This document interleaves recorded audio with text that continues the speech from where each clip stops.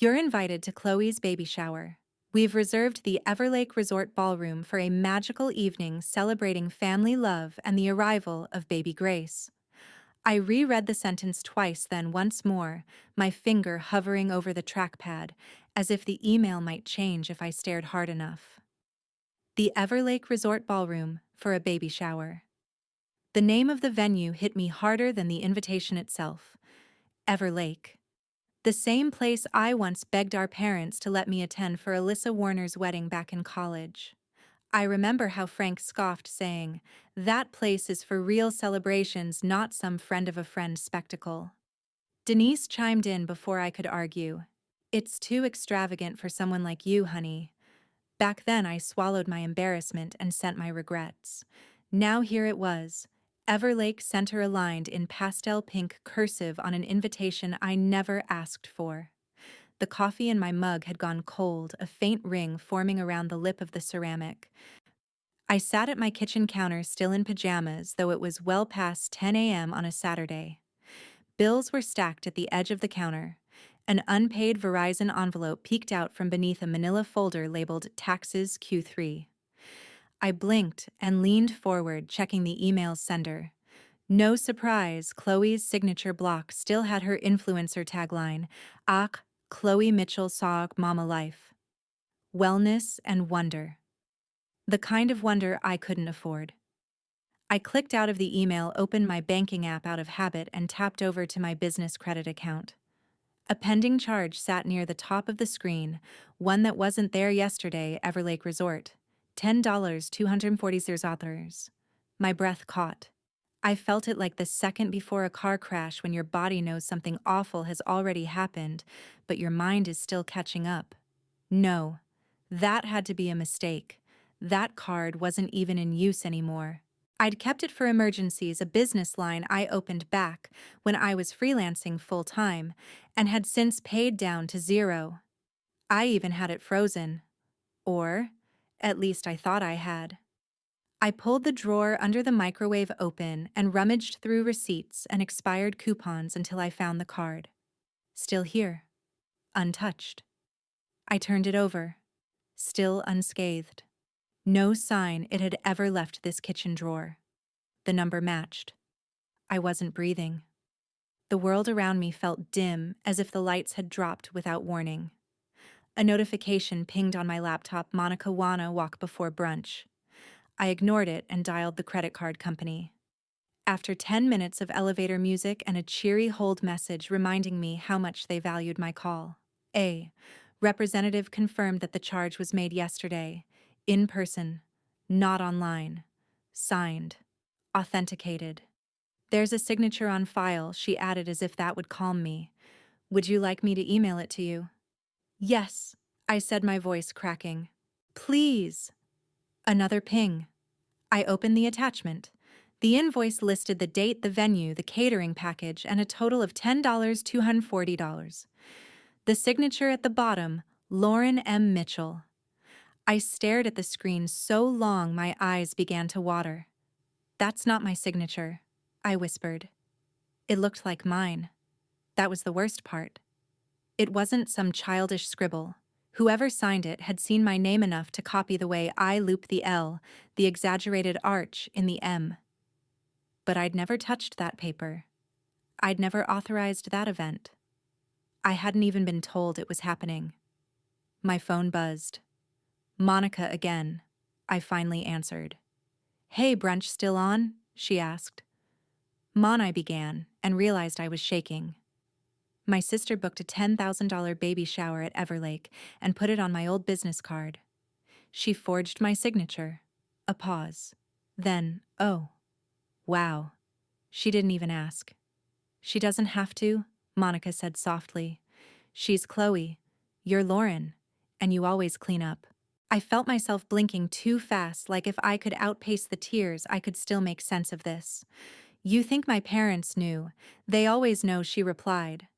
"The real question is what happens when you say no." The apartment around me suddenly felt too small, the air too tight. I glanced at the email again. The subject line felt like a joke now. "You're invited. My name is on the bill." The signature says Lauren M. Mitchell. She never signed it. The first time they used my name without asking, I was 14. It was for Chloe's ballet camp scholarship application. It was summer the year Chloe discovered pink tutus and point shoes. The studio needed proof of financial hardship. Mom faxed in a form with my name listed as household dependent, even though I'd just started a part-time cashier job without their approval. I'd forged Dad's signature on the W-4. They found out. I lost the job, my allowance, and was grounded for 6 weeks. But the ballet camp? It's just family paperwork, Dad said, waving off my questions. That phrase had haunted me ever since. Now, 2 decades later, the same signature mine was attached to a 5-figure luxury resort invoice, and apparently, a little more. I sat at my small desk in the corner of the apartment, the light from the cheap desk lamp throwing pale shadows across piles of unopened mail. I hadn't noticed how many envelopes were marked important or urgent until now. Most were innocuous catalogs, water bills, promotional offers. But then I spotted it, something from First Harvest Credit Union dated 5 months ago. I sliced it open. Enclosed a courtesy notice reminding Lauren M. Mitchell about the status of a home improvement loan taken out in 2021. Balance $38,000. I reread the name, the loan number, the cosigner field. Me. The only home I'd ever had was this 2-bedroom rental and a lifelong habit of walking on eggshells. No one had asked me to sign anything in 2021. Or ever. The room tilted. I stood up, stepped back from the desk, and let the letter fall from my hand. My phone vibrated against the tabletop. A voicemail. Denise. I played it on speaker. Sweetheart, let's not make a fuss over little things. Okay, Chloe's under a lot of pressure, and this shower means so much to her. It's just a venue, just some details. We'll sort it out after the baby comes. Let's focus on the joy. My jaw clenched. Details. A $10,000 charge is a detail. I scrolled through my messages. Chloe's last text read, "I didn't know the card was yours. Can you just handle it like always?" Followed by a heart emoji. Like always. As if financial cleanup was just part of my personality. A knock on the door pulled me out of the spiral. "Hey," Monica said, holding up a white paper bag. I brought dumplings and moral support. I gestured to the chaos on my desk. "Pick your poison: fraudulent charges, forgery, or the fact that my parents may have stolen my identity 2 years ago." She blinked, then walked in and placed the bag on the counter. "All of the above, then." I sat back down and pulled up my laptop. "I need to run a full credit report. Not just the free version? The whole thing." "Good," she said, already unzipping her laptop bag. "I'll help you read between the lines." We sifted through the data like detectives, scrolling through lines of debt I recognized and a few I didn't. My jaw tightened at every section labeled "opened jointly," each one another crack, in the illusion I'd worked so hard to maintain. "Wait." Monica pointed at the screen. "Is that a best home equity line?" I clicked it open. Loan originated March 2021. Amount $38,000. Cosigner Lauren M. Mitchell. Borrower Denise Mitchell. My throat closed. They never told me. Monica didn't say anything at first. She just rested a hand on my shoulder. "I keep trying to believe this was a mistake," I whispered. "Like they misclicked or the bank messed up. But you know better." I nodded. "Yeah, I do." She leaned closer to the screen. "Wait. Scroll down. There's a delinquency flag." I scrolled, heart pounding. "Delinquent 60 days late." The red icon next to it pulsed like a warning light on a dashboard I'd been ignoring. Monica leaned back, exhaling. "That's why your mortgage pre-approval got rejected, isn't it? This tanked your credit." I said nothing. I didn't cry. I didn't scream. But something inside me broke loose. On the final page of the credit report, delinquent 60 days late. It's affecting her mortgage pre-approval score. "We're sorry, Ms. Mitchell." With your credit score, the lender won't approve more than $180,000. I didn't even pretend to hide my disappointment. The mortgage broker, kind, efficient, with an apologetic smile that made it worse, turned the screen slightly so I could see the full breakdown. It's not personal, he added gently. It's just the numbers. It felt personal. I'd spent the last week floating.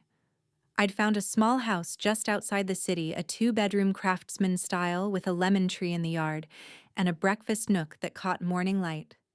Hardwood floors, old radiators, and a crooked mailbox that gave it charm. Listed at $229,000. Not cheap, not luxurious, just mine. Or it could have been. I cleared my throat. If I pay off all other debt, how much does that raise my pre-approval? He hesitated.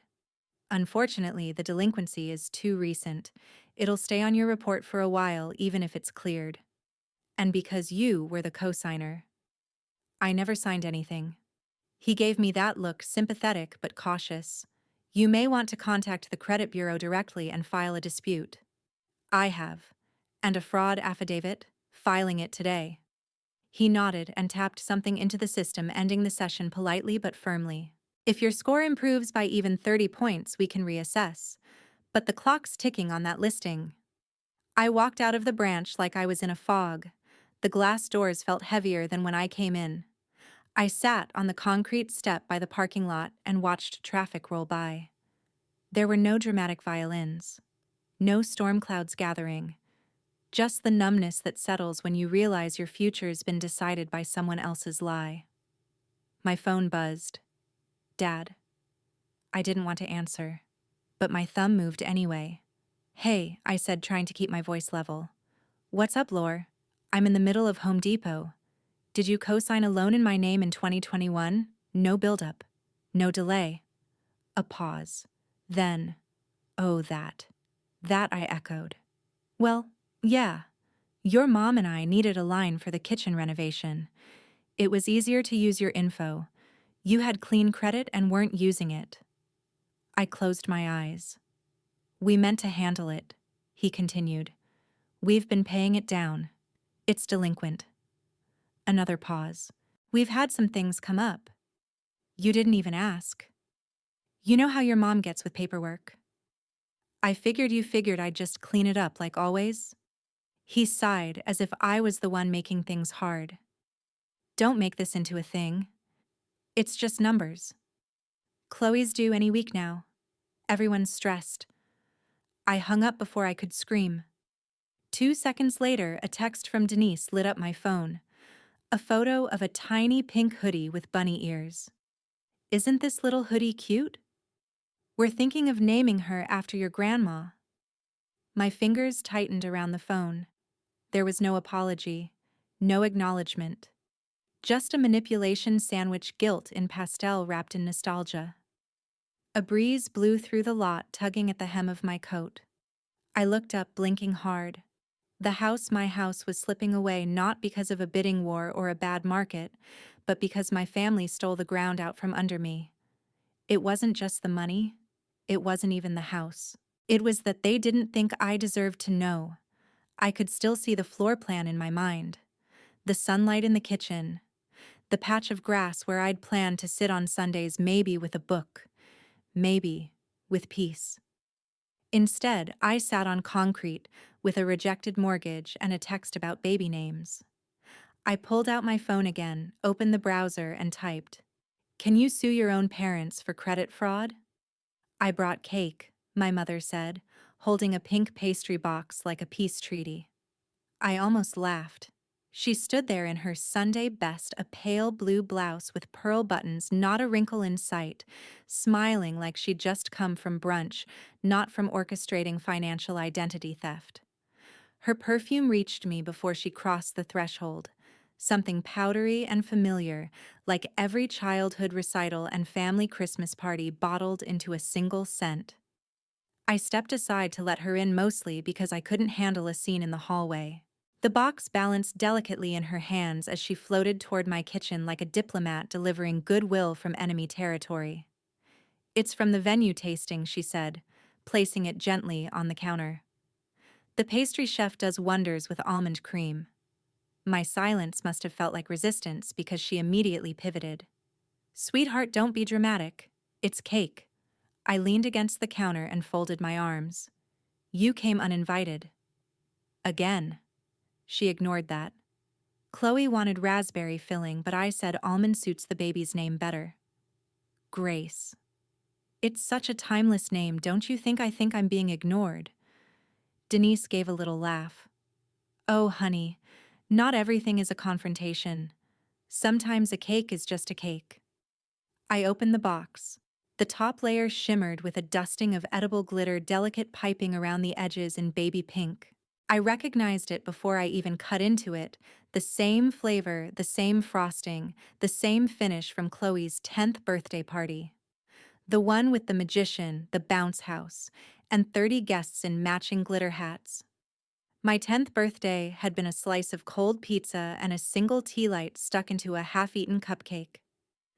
I still remember the way Denise said, "We're saving up for Chloe's party next month, Lauren. You understand, don't you?" "I'm not hungry," I said and pushed the box away.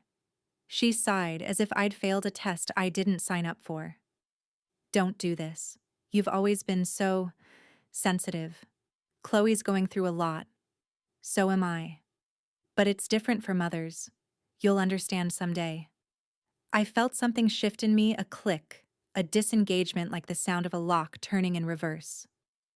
There was a time when that phrase, "you'll understand someday," used to silence me. Not anymore. I'm 35. I'm not looking to understand. I'm looking for acknowledgement. Denise blinked, visibly taken aback. She glanced around my apartment like she was searching for proof that my life was somehow less valid than Chloe's. She found none. "I know about the loan," I said, "and the charge to Everlake, and the signature." She waved a hand. "Those are just things. Temporary things. You're so good at organizing, I thought you thought I wouldn't notice, or that I'd fix it quietly." She placed a hand on her chest, feigning offense. "I came here in peace, Lauren. This isn't the time for legal talk and accusations. Chloe's having a C-section. We're under so much stress." I walked over to the trash can, flipped the lid, and dropped the entire cake inside. The box thumped against the plastic liner. Denise flinched as if I'd slapped her. "You always did take things too far," she said, her voice tightening. "No," I said. "I just never said them out loud before." She stared at me, all sweetness gone. Then, with the faintest sniff, she turned toward the door. "Tell Monica I said hello." I didn't respond. When the door clicked shut, I stood in silence for a full minute. The apartment, usually so still on Sundays, hummed with the tension of something about to break. I walked to my desk, opened my laptop, and started typing. The subject line was easy. "Formal notice, unauthorized card usage. Family or not. This is identity theft. I am not liable for this charge." I hit send. The cursor blinked for a moment, then the message disappeared into the outbox with a satisfying whoosh. I stared at the screen, half expecting it to vibrate or catch fire. But the office remained quiet, just the usual hum of printers' fluorescent lights, and a few early risers tapping at keyboards.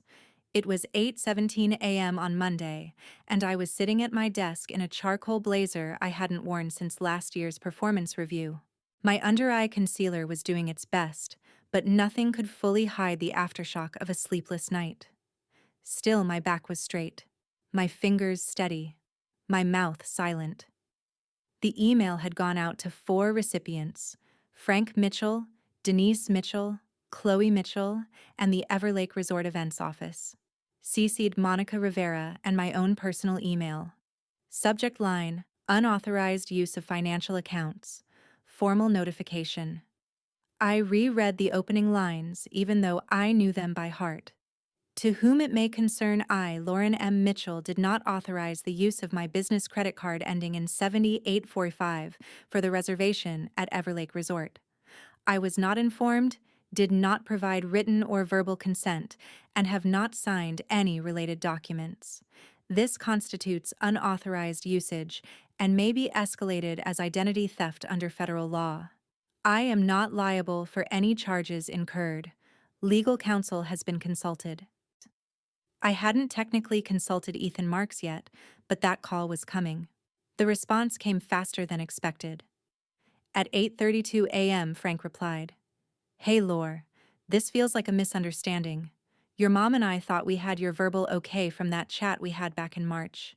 Maybe wires got crossed. Chloe's been really anxious lately.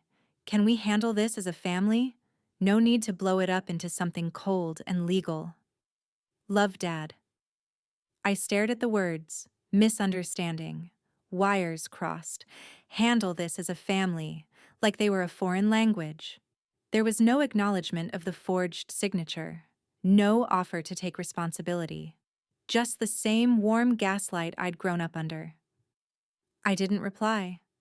Instead, I opened Instagram just to check and found exactly what I expected. Chloe had posted a photo 30 minutes ago, her baby bump framed in soft natural light, standing in front of Everlake's signature fountain. The caption read, "I wish people remembered what family means. Baby Grace deserves peace, not drama." The comments were pouring in. "You look radiant. Ignore the haters. You're glowing, mama." Some people thrive on being the victim. I didn't need to ask who some people were. "Passive aggression in cursive fonts," Monica said, setting a coffee cup on my desk. I looked up. She'd been watching me the whole time from her station across the aisle.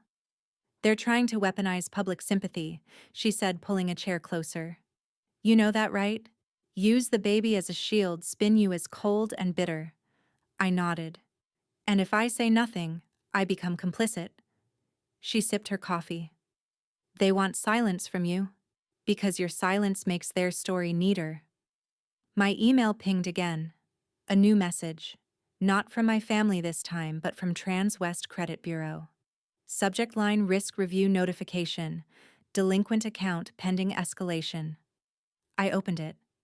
The words swam slightly before sharpening into focus. "Dear Ms.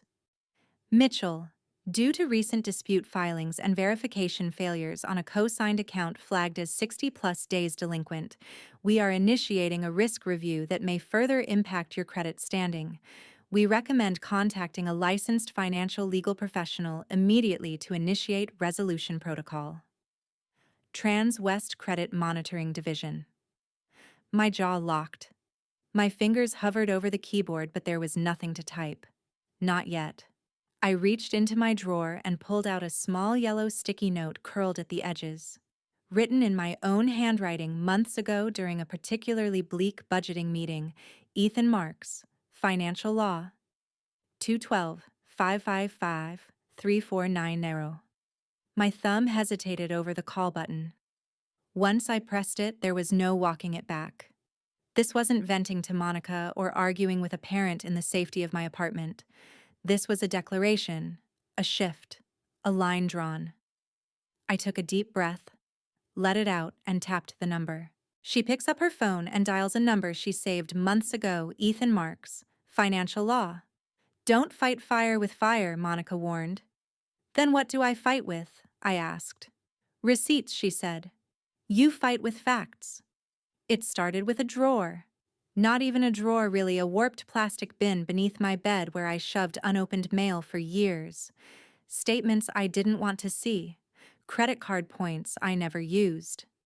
Letters from banks that all said some version of, "We're sorry, but due to your co-signed status." By mid-October, that bin was empty, and my living room looked like the wreckage site of a small tornado. Papers fanned out across the floor. My laptop was open to 6 browser tabs, 3 email accounts, 2 credit reporting dashboards, and a folder of digital receipts I didn't remember saving. Monica sat cross-legged in sweats beside me, highlighters lined up like weapons. "We'll do green for verified charges," she said. "Orange for anything you were guilted into. And red," she paused. "Red is for anything done without your knowledge or consent." There was a lot of red. At 7:12 p.m., Ethan Marks appeared on my laptop screen.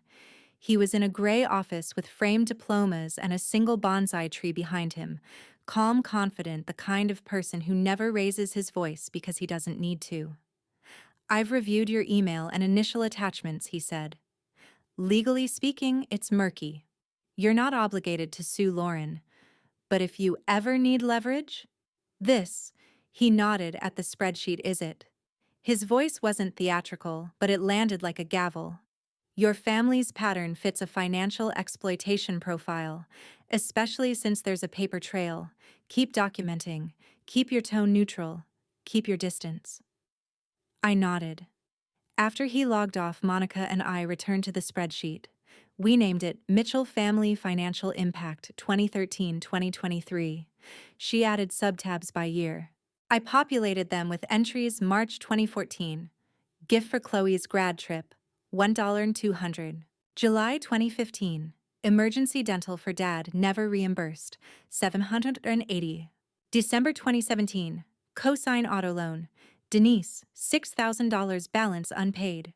June 2019, credit card usage unauthorized, $2,100. March 2021, home improvement loan, co-signed without knowledge, $14,700. August 2023, Everlake Resort booking, $10,240. I didn't cry. Not once.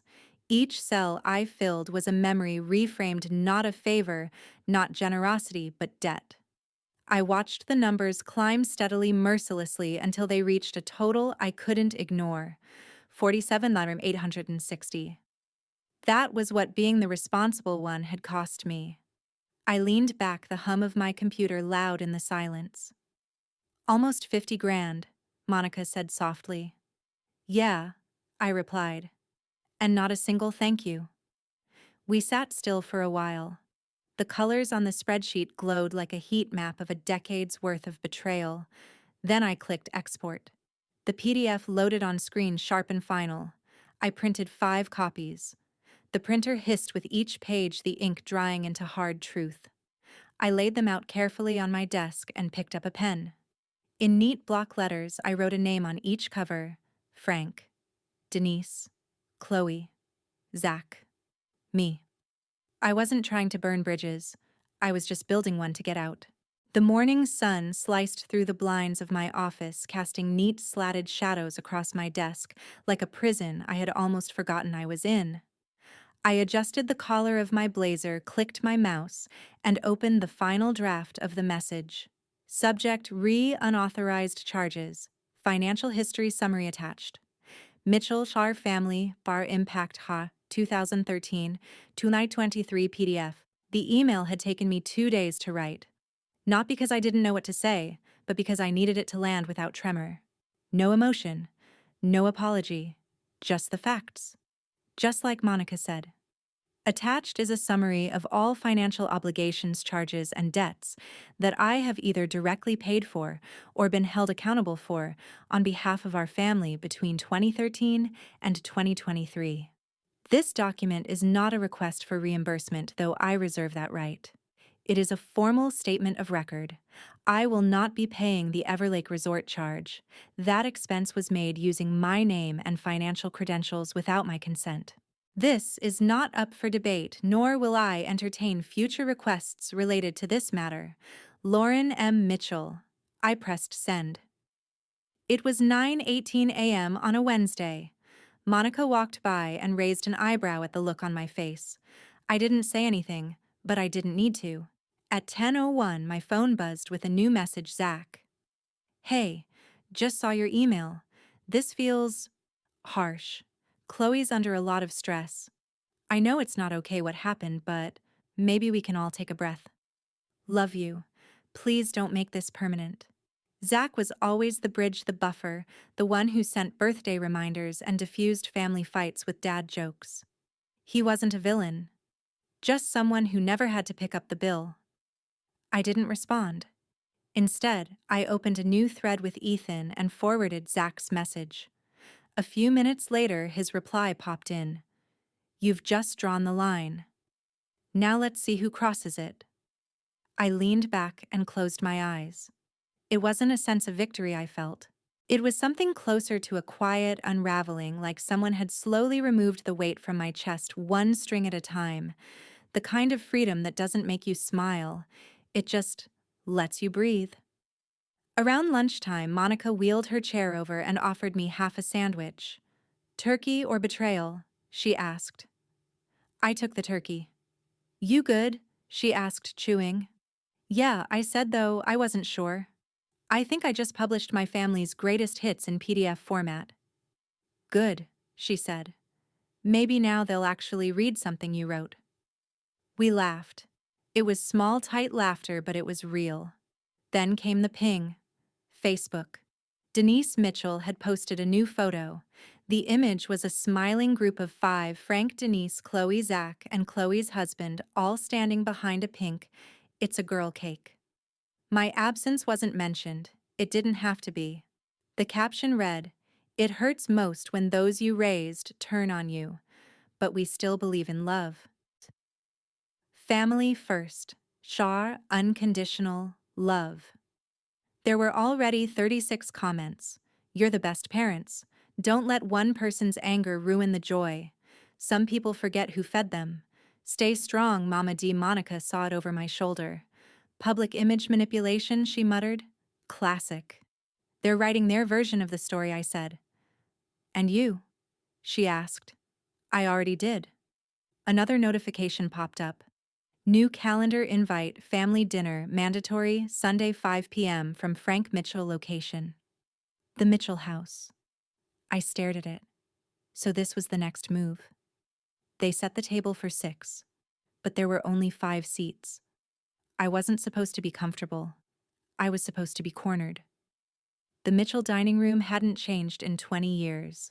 Mahogany table, cream-colored runner. A centerpiece with those dried eucalyptus stalks Denise thought looked elegant but smelled faintly of old pennies. Roast chicken and potatoes steamed from polished platters. Everything was staged for civility. Frank stood when I walked in as if manners could outweigh the months of silence. Denise wore pearls and that faint smile she saved for funerals and passive-aggressive apologies. Chloe, already seated, dabbed her eyes with a tissue. Zach's shoulders slumped like someone bracing for impact. No one mentioned the spreadsheet. Small talk filled the room like fog. You've lost weight? Denise said, pouring wine without asking. Stress can do that. But you wear it well. Work's been steady, Frank offered, slicing into the roast with performative focus. Everyone's watching their budgets these days. Chloe sniffled, glancing up from her plate. Your hair looks good. Darker, right? More mature. More mature. Less naive. I responded with a nod. Words felt like currency I didn't want to spend in this house. Plates clinked. Forks scraped. The air buzzed with orchestrated normalcy. Then Denise folded her hands like a news anchor about to read a statement.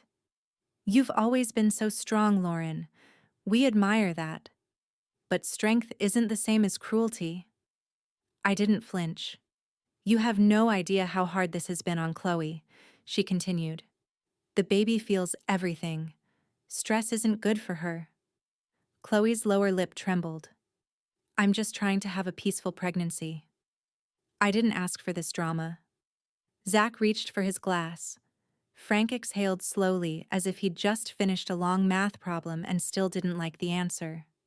I reached into my bag and slid a thick envelope onto the table. Silence. I didn't speak. I didn't need to. Everyone knew what it was. The cover page faced them. Mitchell Family Financial Impact 2013-2023. Chloe looked away. Denise reached out as if to touch my hand, then withdrew. We don't need paperwork to know what family means. Frank leaned forward, glanced at the spreadsheet, and then pushed it aside with the back of his knuckles. Like crumbs. No one asked you to keep tabs, he muttered. I looked at him. Not angry. Not even surprised. Just finished. No one asked me to pay for your broken promises either. Denise's voice rose tight with a rehearsed tremble. So what now, Lauren? You gonna sue your own blood? You think being quiet makes you noble, but it just makes you complicit. Chloe shaking 8 months pregnant and still dangerous. Frank and Denise had gone to take a short walk, which was code for giving Chloe room to do what she did best, crack people open without raising her voice. I stayed seated at the dining room table, the remnants of the roast chicken congealing on the plates. The spreadsheet still sat to my left untouched, since Frank shoved it aside. Chloe remained across from me, both hands pressed flat on her belly like it might fly away if she didn't hold it down. She sniffled again, soft, calculated. "I'm sorry it came to this," she said. "But you've always had this way of making everything harder than it needs to be." I didn't answer. I was so far past sorry. She kept going. "I thought it was the emergency card. The one Dad said was for like actual family stuff. You know, medical stuff or big moments. I didn't know it was your card. Honest." I looked at her. Really looked at her. And for a second, I remembered her wedding day. Her lace dress, the $1,000 cake I helped pick out, the speech I gave as maid of honor. I'd paid for my own dress, my flight, and half the bachelorette weekend. I never asked for anything in return. Not even acknowledgement. "You knew," I said quietly. "I didn't." She snapped back too fast, her voice thin and raw. "And even if I did do, you really think I would have used it if I knew it would cost you something real?" I almost laughed. "Something real. You mean like a mortgage pre-approval?" I asked. "Or a clean credit report? Or peace of mind?" She wiped her face, mascara streaking. "This is what you always do," she said, her voice rising. "You turn everything into some moral crisis. You've always wanted to be the good one, the selfless one, the quiet martyr." I didn't respond. Chloe leaned forward, her eyes blazing despite the tears. "You say you don't have a family of your own, right? You bring that up in weird, quiet ways, like it's this invisible ache we're supposed to pity. But you do have a family. Us. And this was for us." There it was. The cut so clean, it almost didn't bleed. I pushed back my chair, the legs scraping the hardwood floor. "You weaponized that, didn't you?" My voice didn't shake, though my stomach did. "My loneliness. My loyalty. My silence." She stopped. Just for a second. A flicker of something crossed her face. Guilt, recognition, victory. "I never meant," she began, but the words dropped off like a missed step. I turned to gather my things. My coat, my keys, my restraint. "Wait," Chloe said. I looked at her. She straightened in her chair, belly prominent between us like a negotiation table. "Just pay it," she whispered, her voice suddenly calm. "And I'll tell Mom and Dad you're a good sister again." "Let's play a different game now," I whispered to myself. "One where I stop pretending they don't know what they're doing." The rain had been falling all day, a steady hush behind my window. Not a storm, just a soft, constant reminder that the world doesn't pause for emotional clarity. I sat cross-legged on my couch laptop, balanced against one knee, wearing a college sweatshirt that still smelled faintly of fabric softener and ambition. My apartment was clean, but not comfortably so. It felt like a waiting room before something irreversible. The spreadsheet sat open in one tab, Mitchell Family Financial Impact 2013-2023. Next to it, I had a Google Doc filled with every relevant email, text exchange, and social media post. Every "you're overreacting," every "it's just family," every subtle demand disguised as love. Documentation beats memory. Every time. Ethan had said that weeks ago, back when I was still hesitating to name the shape of what they'd done. Now, it had a name. I created a new folder on my desktop and labeled it plainly "The Debt of Love." Inside, I dropped everything. Item 1, the resort charge. Item 2, the 2021 cosign I never agreed to. Item 3, Chloe's texts about just handling it like always. Item 4, screenshots of Frank and Denise's guilt-tripping responses. Item 5, a Word document titled Emotional Labor Log, where I listed all the ways I'd been expected to support, absorb, stay silent. It was clinical. It was thorough. It was war with clean fonts and bullet points. I sent the full document to Monica with a simple message gut check. Is this too cold? She replied 10 minutes later with a voice memo. No, it's finally accurate. I stared at the folder icon for a while after that. It pulsed faintly on my screen like a steady heartbeat. Not angry, not loud, just present. Unignorable. Later that night, I got on a video call with Ethan. He looked tired in that way only lawyers and people with conscience do, soft-eyed but steel-spined. Behind him, a law book leaned sideways like even the structure of justice had started to slip. "This is solid," he said, after scrolling through everything. "You've outlined a complete picture, financial, emotional, psychological. I don't want to sue them," I said. "You don't have to," he replied. "But now you could. And that changes everything." Silence stretched between us. Then he added, "There's an option we haven't discussed yet." I raised an eyebrow. "A private mediation," he continued.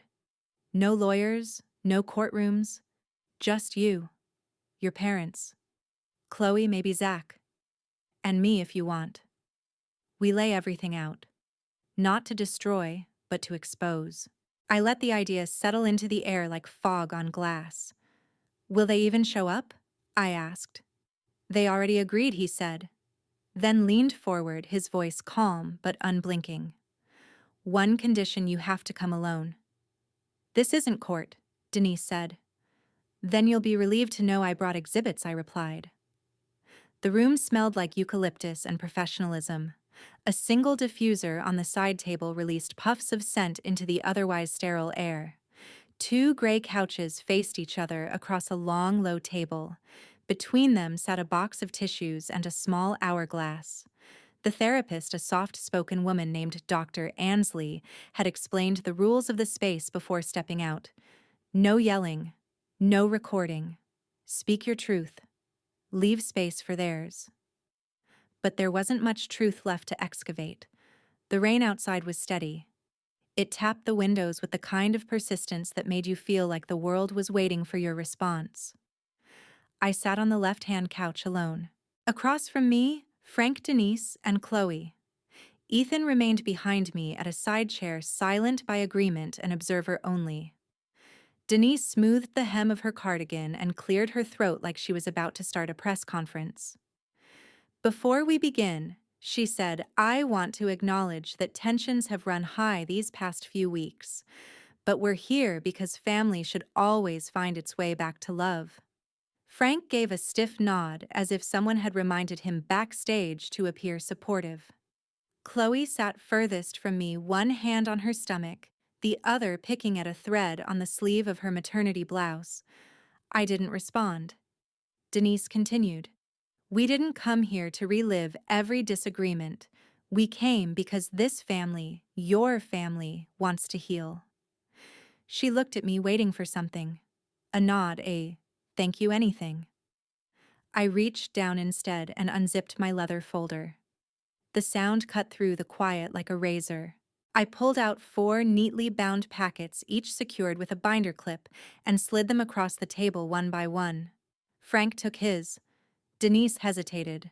Chloe didn't touch hers.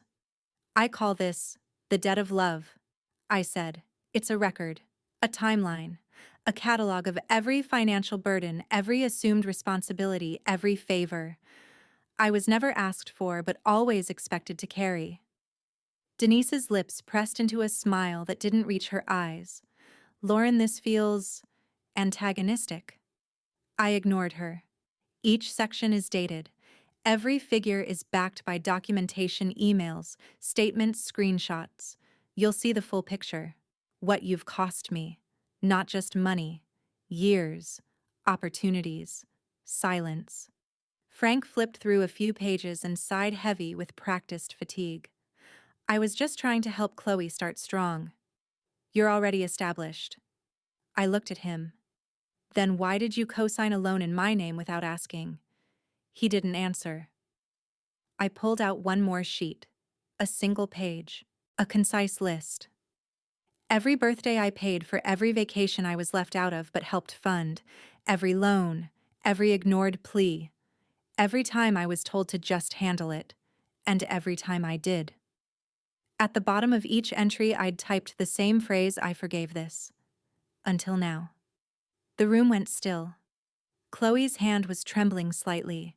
Her eyes met mine for the first time, but they were unreadable.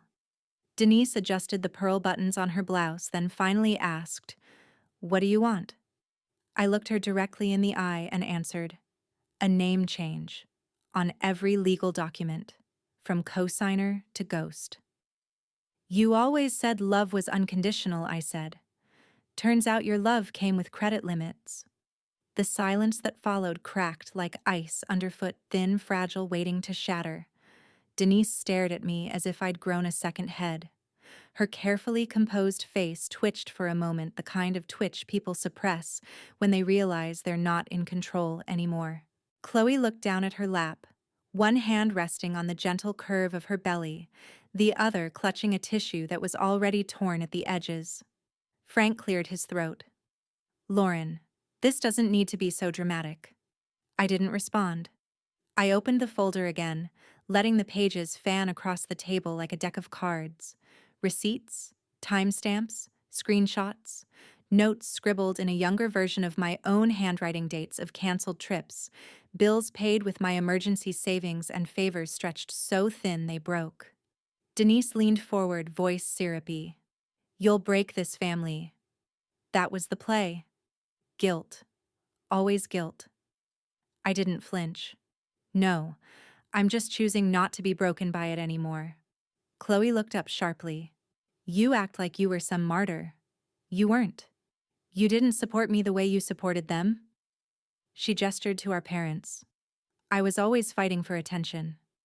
I almost laughed. "You got a car at 18. I got a lecture about being too entitled for asking to borrow mom's old laptop." Denise raised her hand. "We did our best with what we had." "No," I said quietly.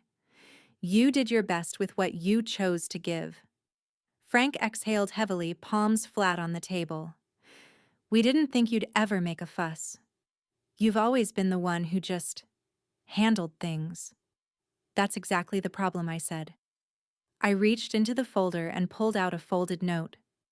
The paper was worn almost translucent at the edges. I unfolded it slowly and began to read. "Dear Lauren, happy 14th birthday. Sorry we had to cancel your party. Your sister's dance recital ran long and she was really upset about her score. We'll make it up to you next weekend. Love, Mom and Dad." I looked up. The weekend never came.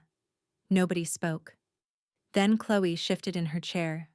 She looked exhausted, her face red and puffy, her hair clinging to her temples in frizzed strands. She was always the backup plan. It was said so quietly I thought I'd imagined it. But I hadn't. Frank flinched.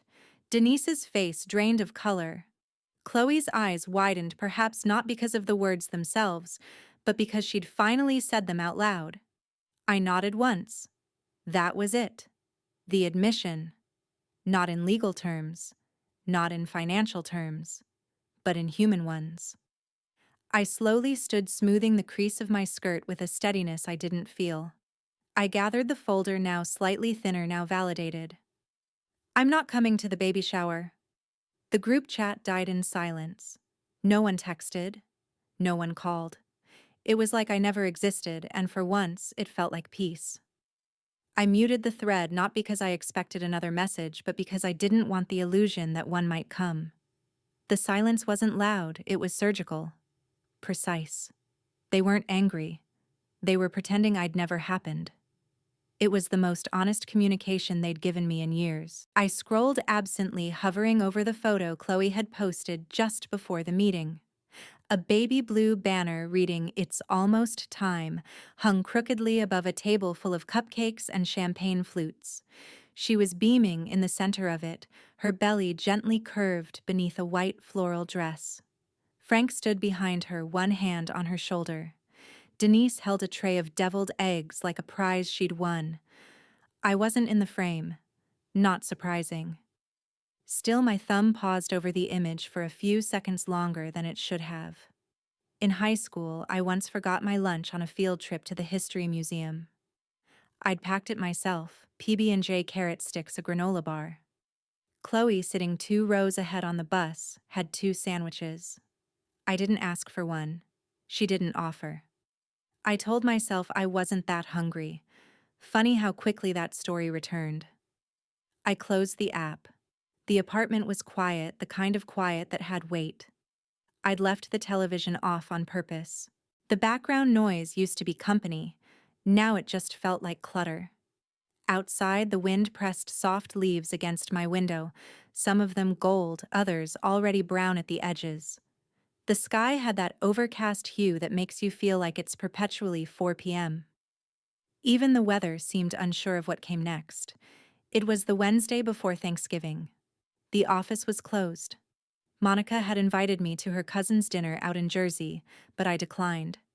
I wasn't in the mood to smile through small talk or answer questions like, "So what do your parents think about all this?" I ordered Thai food, extra spicy pad, CEW, and a Thai iced tea, and curled up on the couch in leggings and an old hoodie from college. When the delivery driver knocked, I didn't rush. I moved slow, like I had nothing left to prove. As I opened the box and inhaled the comforting scent of garlic and soy, my phone buzzed. A direct message. Zach. Hey. Just saw everything. I'm sorry I didn't say something sooner. You were right. About all of it. I stared at the message for a long time. I thought I'd feel something. Rage. Relief. Nostalgia. But there was only a faint muted pulse of acknowledgement, like recognizing a song you used to love but couldn't listen to anymore. I typed back slowly. Thanks. But this isn't about sides. It's about survival. He didn't respond right away. Maybe he wouldn't. That was fine. I wasn't looking for redemption. Just clarity. The leftovers steamed gently on the table as I tucked in, letting the spicy noodles ground me in the present moment. I wasn't hungry exactly, but I ate anyway. Because I could. Because it was mine. Because no one had to go without for me to finally have enough. My phone buzzed again. This time, it was Monica. "You still keeping that therapy appointment on Saturday? I bought myself a cake. Red velvet, single slice, $8. No candles, no company, no apologies. Just cake." It sat on a white porcelain plate positioned perfectly in the center, like it was aware of its own quiet dignity. The rain outside traced delicate streaks down the cafe window beside me, washing the city in silver light. Somewhere near the counter, a coffee grinder hummed and someone laughed softly at something on their phone. The world spun on indifferent, which today was a gift. My therapy session had ended an hour ago. I wasn't crying. I wasn't overwhelmed. Just still. The kind of still that feels like your mind finally exhaled after holding its breath for years. She'd ask near the end, "Do you know the difference between a boundary and a wall?" I said I wasn't sure. She replied, "A wall keeps others out. A boundary keeps you in." That sentence had landed in the space behind my ribs and stayed there. I opened my notebook, the one I'd bought just that morning. On the cover it said in soft gold lettering, "Debt-free emotionally." I'd bought it half as a joke. Now it felt prophetic. The first page held a single sentence I'd scribbled in black ink, still damp from the rain clinging to my sleeves. "You don't owe anyone your silence." I didn't. Not anymore. The fork was small and slightly warm from being just washed. I pressed it gently into the slice of cake, letting the red velvet crumble slightly beneath the pressure. The icing was cream cheese dense, not too sweet. It clung to the silver prongs like it didn't want to be rushed. I took a bite. It was perfect. No part of me wanted to take a photo. No urge to post it, filter it, caption it with something poetic about healing or self-love Sundays. I wasn't performing peace, I was living it one bite at a time. I thought of the cake Denise had brought weeks ago, pink box too sweet frosting the false olive branch. It had tasted like manipulation. This tasted like quiet rebellion, like reclamation, like nothing and no one else had a say in the moment but me. A barista passed by, refilling a nearby table's water. She caught my eye and smiled, not the fake, strained kind, but one of those small, soft acknowledgments that passed between women alone in public. I smiled back. I turned another page in the notebook. This one, I didn't rush. I let my pen hover for a moment, considering what mattered. Then I wrote, "This time, no one gets a piece of me unless I say so." I underlined it. Slowly. Twice. I sat back and let the thought settle in my chest. It didn't sting. It didn't echo like a wound. It settled like something found. The bell above the cafe door jingled as someone walked in, wet jacket, backpack slung low. They ordered quickly and moved past me, phone in hand, distracted. As they passed my table, their wallet slipped from their pocket. It hit the floor with a soft thud and lay open, half-spilled cards, receipts, a folded photo of a child in a Halloween costume. I looked at it. Then I picked it up and stood. "Excuse me," I said. "Do you want to legally change your name?" the clerk asked. I smiled. "Just remove a few things I didn't ask for." The courthouse was smaller than I expected. A modest brick building with ivy clinging to its side like it couldn't decide whether to grow or freeze. Inside, it smelled faintly of old carpet and neutral toner. The waiting room chairs creaked. The filing cabinet near the clerk's desk looked as if it had stories of its own stories that were tucked away, quietly, not shouted across holidays. I wore a navy coat that used to belong to Monica. She'd insisted I take it last winter, saying it looked better on me anyway. I'd argued, but she was right. It did. It felt like armor. The clerk's nameplate read, D. Harper. Her nails were short and clean, her demeanor neither rushed nor particularly curious.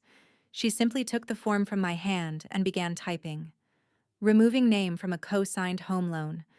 Closing a joint emergency account. Filing a credit dispute. I nodded. She glanced up. "Want to change your emergency contact while you're here?" "Yes." I handed her a separate slip of paper with Monica's name, number, and work address. She slid it into a new section of the file. The tapping of keys stopped. A small printer began to hum. It spit out 2 copies of an official-looking letter. At the bottom, a line for my signature. "You'll get confirmation by mail," the clerk said, sliding 1 copy toward me. "Keep this for your records." For a second, I just stared at the page. Removing your name is a strange sensation. It's not dramatic. There's no bang of a gavel or swelling music. Just a thin line of ink that redraws the borders of your responsibility. It doesn't erase what was taken, but it does stop the bleeding. I signed. No hesitation. When I walked back outside, the air hit me like a truth I already knew. Cold, but clean. It was early December, and the sky was that soft gray blue of winter mornings that never fully warm. Monica was waiting near the sidewalk, sipping a travel mug with both hands like it contained something sacred. She looked up when she saw me. "Well?" she asked. I tucked the copy into my folder and zipped it shut. "I finally paid off something invisible," I said. She smiled wide and real. "You hungry, starving. We didn't go far. Just a bakery 2 blocks down." We ordered warm sourdough and coffee. I let her ramble about her upstairs neighbor's drum hobby and how she was thinking of quitting her gym because it smelled like wet pennies. I listened. That was the thing no one ever told me about choosing peace. It's not loud. It doesn't arrive with trumpets or applause. It's found in the way your shoulders drop, the way you eat without bracing for a question, the way you no longer rehearse how to justify saying no. Later that night, after Monica dropped me off and I'd peeled off the coat and boots, I opened the fridge.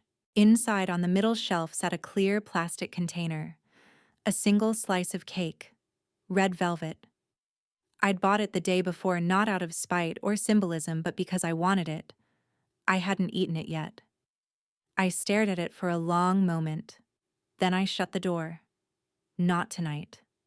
Maybe not tomorrow. But next year I might buy a whole cake. Every single view means a meal for someone in need. Just by watching this video, you're giving warmth, hope, and a full plate to those less fortunate. So watch now, share now, subscribe to the channel, and let's spread love together.